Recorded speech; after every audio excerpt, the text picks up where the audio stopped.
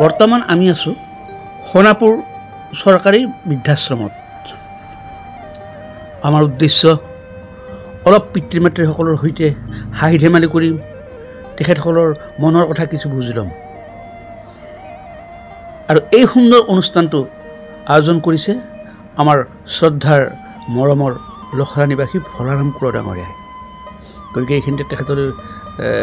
ধন্যবাদ থাকিল। আৰু ইয়াত থকা পিতৃ মাতৃসকলে ভকতি প্ৰদীপ জ্বলাই আৰতিৰে আমাৰ সকলোৰে বাবে ঈশ্বৰৰ ওচৰত কেনেকৈ দীৰ্ঘায়ু কামনা কৰিছে সেইটো দৃশ্য আপোনালোকে দেখিছে নিশ্চয়। ইয়াৰ পৰা বুজিব পাৰি যে সন্তানৰ প্ৰতি পিতৃ মাতৃৰ কিমান স্নেহ, অথচ সেই সন্তানেই পিতৃ মাতৃসকলক আজি অনাথ আশ্ৰমত থৈছে। অকণমান চিন্তা কৰকচোন।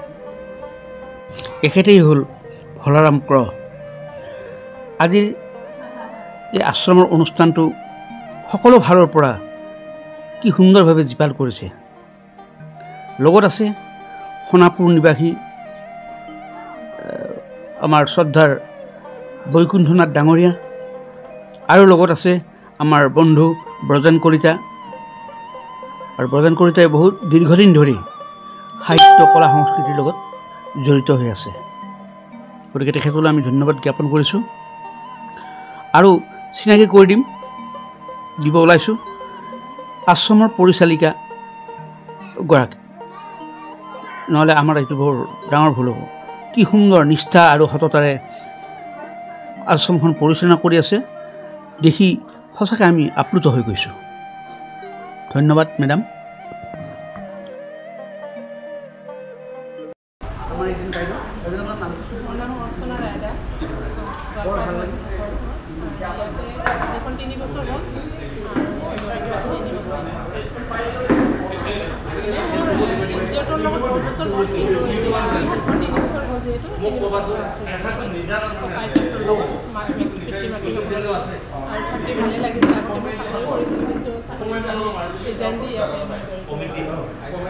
ধন্যবাদ জনাইছোঁ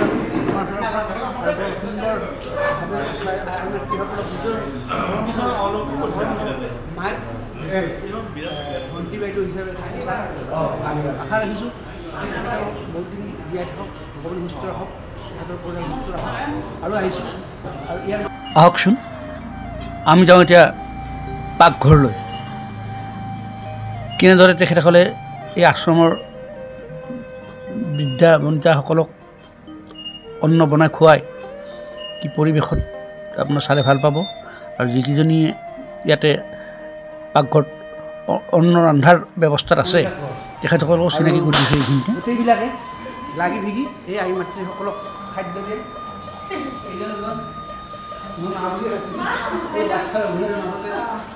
আৰু এই দুজন মুখ্য ব্ৰাহ্মণী নামটো কি তোমাৰ? বৰ সুন্দৰ খানা বনাই। আৰু বৰষা সুন্দৰ বৰষা একেবাৰে সাংঘাতিক বৰশী দিছে। যিয়ে নহওক বৰ ভাল লাগে আহি তোমালোকৰ ধন্যবাদ। পৰৱৰ্তী দিনত আকৌ কেতিয়াবা লগ হ'ম, আকৌ আহিম। ঠিক আছে, আমি আহিছোঁ। ধন্যবাদ আমি 15 তাৰিখে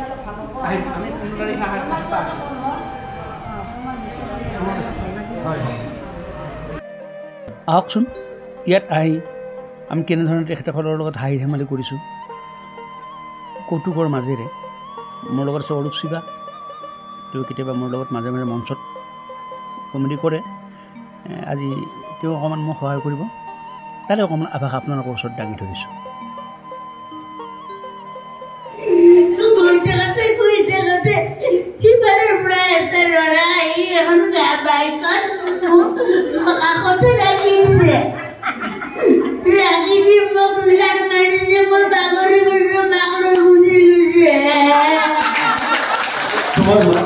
তোমাৰ মাকে বেড়ে খুশি কৰো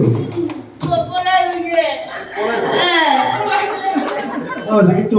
মাক আমি বিচাৰি দিবলৈ তোমাৰ নামটো প্ৰথমতে জানিব লাগিব। বাবু তোমাৰ নামটো কিনো?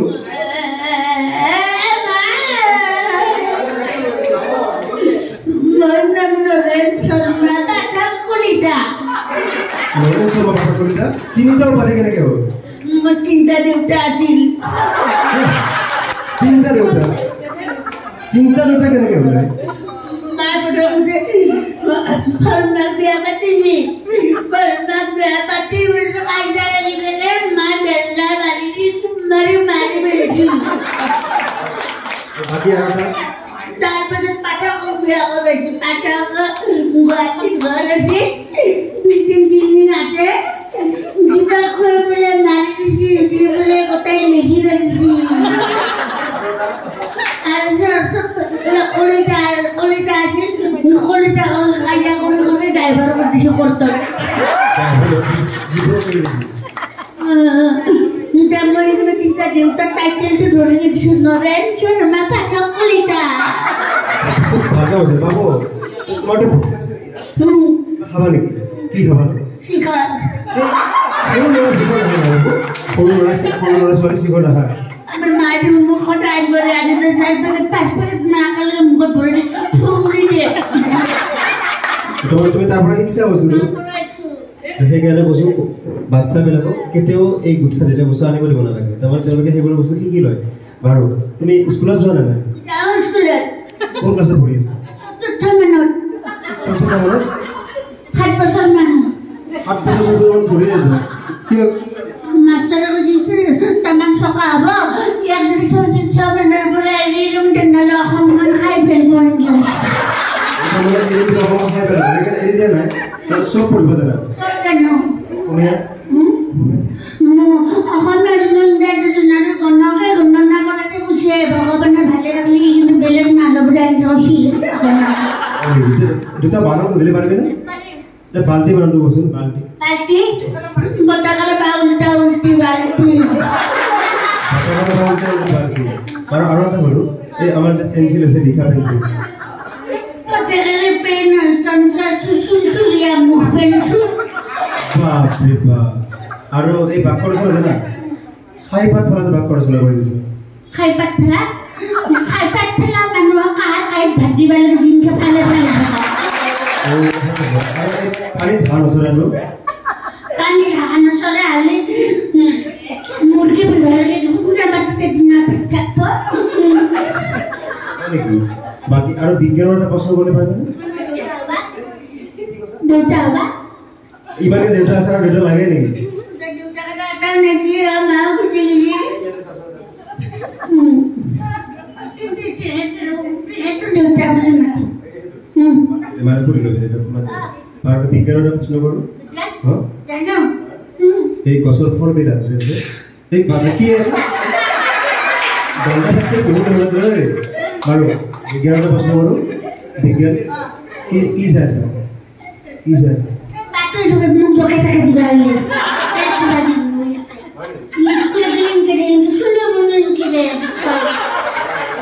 মনে কৰি দে বাৰু বিজ্ঞানৰ এটা প্ৰশ্ন কৰোঁ এই গছৰ ফলবিলাক যে আছে পকিলে ওপৰ ফালে নাযায় তলৰ ফালে কি আহে গছৰ ফালে ওপৰৰ ফালে নাযায় তলতে খোৱা মানুহ তলত থাকে তলৰ ফালে আহে আৰু বাকী সমাজ বিজ্ঞানৰ এটা প্ৰশ্ন কৰোঁ 1 কেজি তোলাৰ ওজন বেছি নে 1 কেজি লোহাৰ ওজন বেছি 1 কেজি লোহাৰ ওজন বেছি কেনেকৈ দুটাটো সমান হোৱাৰ 1 কেজি দুটা তোমাক বেয়া কৈছে নে এবাৰ কৰিছ কাইলৈ লাগিলে গাড়ী দিম মাৰ্চিন না কেতিয়াবা আনকি মাথাটো ভাঙা নাই লোহাই দি মাৰিলে ভাঙব না সেইকাৰণে বেছি ন মই জানোৱে মোক কিবা কৰিব মই তোমাক দিম নাহৰ গৰম বিলাই মদৰ গৰম চিলাই প্ৰেমৰ গৰম কি কৈছিল প্ৰেম কৰিয়ে নাপালোঁ ডাইৰেক্ট বিয়া পাতি দিছে মই জানো নাহৰ গৰম চিলাই মদৰ গৰম চিলাই প্ৰেমৰ গৰম পাপলি ধুলাই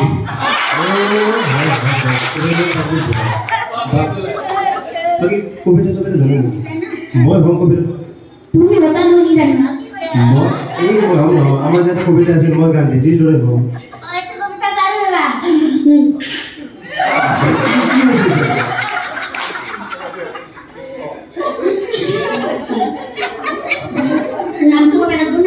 নামটো আছে আৰু নমস্কাৰ দেউতা কবিতা আবৃত্তি কৰি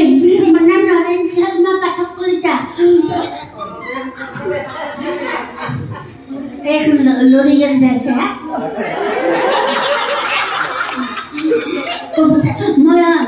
মহান জৱাহৰলাল নেহৰু পৰাধীনতাৰ সাগৰ সাঁতুৰি এতিয়া ব্ৰহ্মপুত্ৰ নদীয়ে পাৰ হ'ব নোৱাৰিব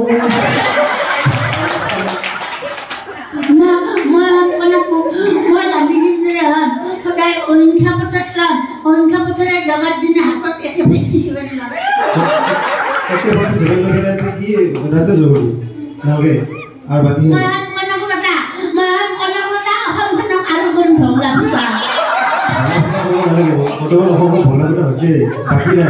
বাকি আৰু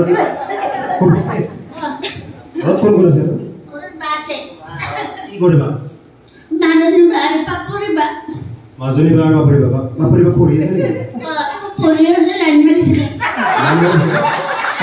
কাল লগতে কবা দিছি নকৰক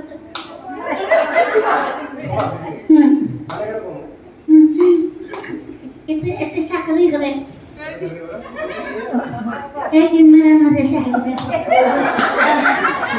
মোক ভিন্দে বুলি নাথাকে 50 টাকা দিয়ে তুমি কাকা নকবা ভিন্দে বুলি নাথাকে সারা দিছি কাপড় দিছি রাতে আবার নিব বলে আজি আমি গেলে আই লাভ আর সৰু মাজে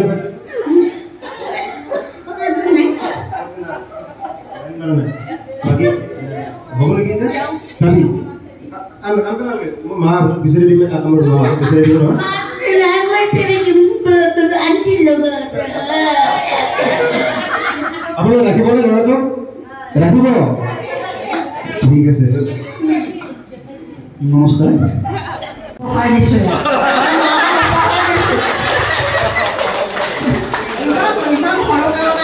ইমান কষ্ট হৈছে মই তোমাক উপহাৰ দিছোঁ বাবা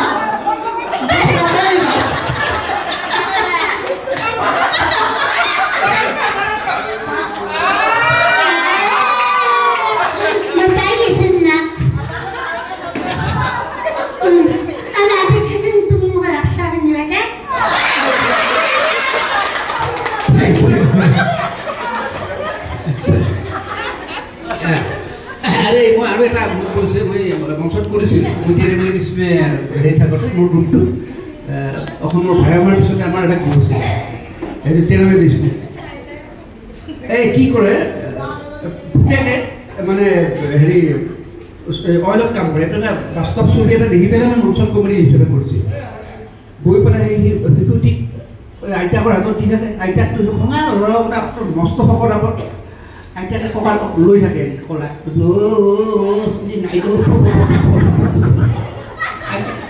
চলি আৰু পুখুৰ চলি সি আৰু আকাংক্ষা মানে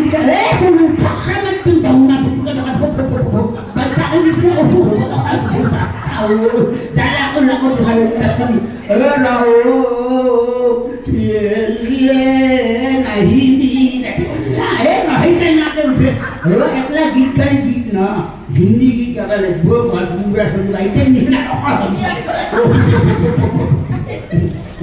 নকাবিলা নকাবিলা ঠাণ্ডা হৈছে তাৰ পাছত কি কৰিছে তাৰপিছত আইতাকে খং কৰি পেলাই ৰেডিঅ'টো ডাঙৰকৈ দি পেলাই তাক কাষত ঘুমাই দিছিল তেতিয়া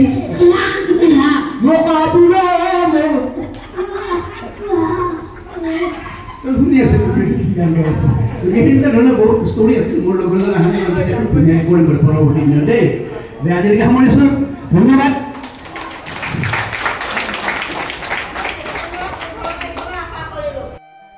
এইখিনিতে আমি আপোনালোকৰ আগত দাঙি ধৰিবলৈ বিচাৰিছোঁ আমাৰ এই আশ্ৰমৰে এগৰাকী আই মাতৃয়ে তেখেতসকলৰ আশ্ৰমত থকা সময়ৰ যিটো অভিজ্ঞতা সেই সম্পৰ্কে অকণমান ব্যক্ত কৰিব আহকচোন আমি কথাখিনি বুজি লওঁ শুনি লওঁ আজি আমাৰ আশ্ৰমৰ সকলক আমি বহুত ভাল লাগিল আৰু আমি ইয়াত আশ্ৰমত আছোঁ যদিও আমাৰ ইয়াত আমাৰ আশ্ৰম নিচিনা নালাগে কাৰণ যেতিয়া নেকি আমাৰ সকলো কৰ্মচাৰী আমাক প্ৰত্যেক ক্ষেত্ৰতে সহায় কৰে সেই সহায়খিনি আমি হয়তো আমি নিজৰ ঘৰত থকা হয়তো এইখিনি সুবিধা আমি নাপালোঁ আমি ইয়াতে থাকোঁ যদিও আমি কি কৰোঁ সময়মতে আমি সকলোৱে কোনোবাই টিভি চাই কোনোবাই লুডু খেলে কোনোবাই কেৰম খেলে আৰু তাৰ ভিতৰতে আমি কিছু লোকে বিচনী বনাওঁ ত্ৰিফলা বনাওঁ আচাৰ বনাওঁ এইবিলাক আমি কৰি থাকোঁ বৰ্তমান সেইবিলাক কামত এতিয়া আমি জড়িত হৈ আছোঁ কাৰণ আমি ভাবোঁ এতিয়া যি নেকি অলপ উঠি কৰি ফুৰিব পাৰিছে কামখিনি যদি কৰি থাকোঁ আমাৰ নিজৰো তেজটো চলাচল হ'ব আৰু বিষবিলাকো অলপ থাকে পাতৰ অনুভৱ কৰিব পাৰিম সেইটো কাৰণে আমি সকলোৱে কিছু লোকে যিসকলে পাৰোঁ তাকে আমি মানে সকলোৱে কামত নিয়োজিত হৈ আমি একাগ্ৰতাৰে এই আশ্ৰমত সকলোৱে মিলিজুলি আছোঁ আৰু দিনটো এনেকৈ থাকি গধূলি ঠিক আমি এঘণ্টা বা আধা ঘণ্টা সময় হ'লেও উলিয়াই আমি নাম প্ৰসংগ কৰোঁ যি পাৰোঁ কিন্তু আমাৰ গুৰু নাই গুৰু নহ'লেও আমি নিজেই ভগৱানক স্মৰণ কৰিবলৈ আমাৰ মনটোত আগবাঢ়ে যেতিয়া আমি গুৰু নহ'লেও আমি নিজেই আমি সকলোৱে একত্ৰিত হৈ আমি গুৰুক স্মৰণ কৰোঁ আৰু স্মৰণ কৰাৰ পাছতে সকলোৱে টিভি চোৱা খেলা ধূলা হয় কোনোবাই বিচনী বান্ধিলে কোনোবাই আচাৰত লাগিলে কোনোবাই ত্ৰিফলা খুন্দাত লাগিলে সকলো কথাখিনি শুনিলেই নহয় আপোনালোকে কিমান হৃদয়স্পৰ্শী আৰু এইখন সময়তে আৰু এটা ভাল লগা কথা আমাৰ লগৰে আমাৰ লগত একেলগে অহা এই আশ্ৰমলৈ councillor Biju Medhi 24 number ward তেখেতে এটা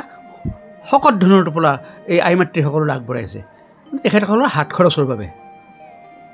গতিকে এই অনুভৱখিনি আই মাতৃসকলে কি ধৰণে ব্যাখ্যা কৰিছে চাওকচোন শুনকচোন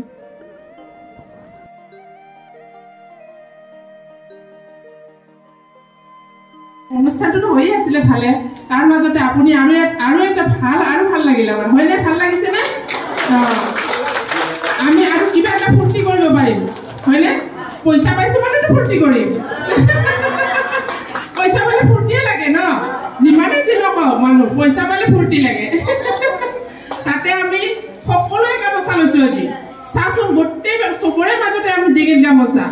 কিমান ভাল এনেকুৱা ভাল এটা পৰিৱেশ আমি কেতিয়াবা হয়তো কাৰোবাৰ ডিঙিত গামোচা কাৰোবাৰ নাথাকে এনেকুৱা আজি কিন্তু চাহ গোটেইবিলাক আমি গামোচা লৈছো ইমান ভাল লাগিছে মোক ভাল লাগিছে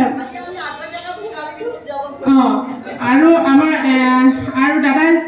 দাদাইতো এতিয়া দিব বিচনা চাদৰ আৰু আমাৰ যিহেতু অকণমান বিচনা চাদৰৰ অলপ প্ৰয়োজন হৈ আছিল দাদাই কৈছিলে কিবা বেলেগ বস্তু দিয়াৰ কাৰণে কাৰণ যিটো বস্তু আছে সেইটো মিছাতে আমি ৰাখি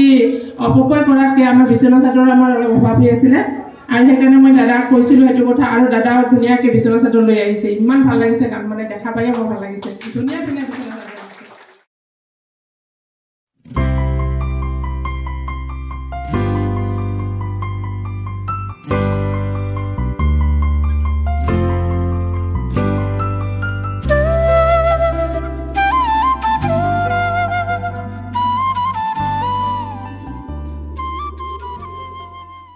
ঠিক এনেদৰে আমি আজি গোটেই দিনটো আই মাতৃসকলৰ লগত সকলোৱে মিলি দিনটো পাৰ কৰিলোঁ গতিকে সংগীত কমেডি আৰু যাৰ যি প্ৰতিভা আছে তাত প্ৰদৰ্শন কৰা হ'ল আৰু সদশেষত আমি আজি আমাৰ লগৰে অৰূপ শিৱা তেওঁ ভাল গীত লিখে আৰু গায়ো তেওঁৰ সেই ভক্তিমূলক গীতৰ ৰসেৰে আমি সকলোৱে মিলি অনুষ্ঠানটো আমি সামৰণি মাৰিম পুনৰবাৰ ভগৱানৰ ওচৰত প্ৰাৰ্থনা কৰিছোঁ যাতে পিতৃ মাতৃসকলৰ লগতে এই আশ্ৰমৰ বিভিন্ন তত্ত্বাৱধানত থকা বিভিন্ন দায়িত্বত থকা সমূহ কৰ্মচাৰীৰে ঈশ্বৰে ভালে ৰাখক সুস্বাস্থ্য ৰাখক আৰু সৎ ভাৱ সৎ মনোভাৱেৰে আগবাঢ়ি যাবৰ বাবে আমি ঈশ্বৰৰ ওচৰত পুনৰবাৰ প্ৰাৰ্থনা কৰিছোঁ জীবন জনতে ধৰিছে গাঁৱলে পৰিছে নাম থলে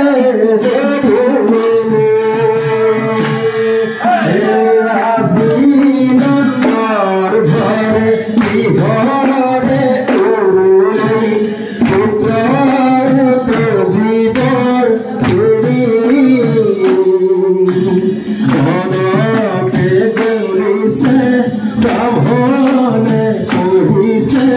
নাম ফলে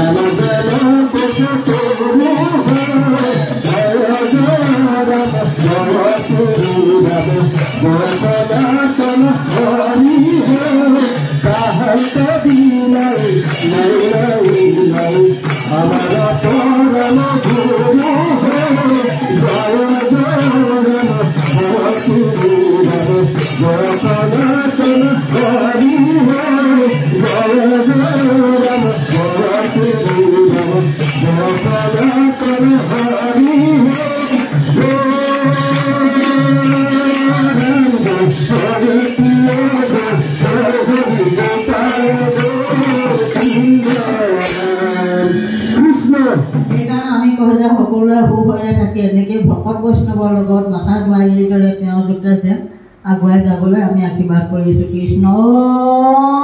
হৰি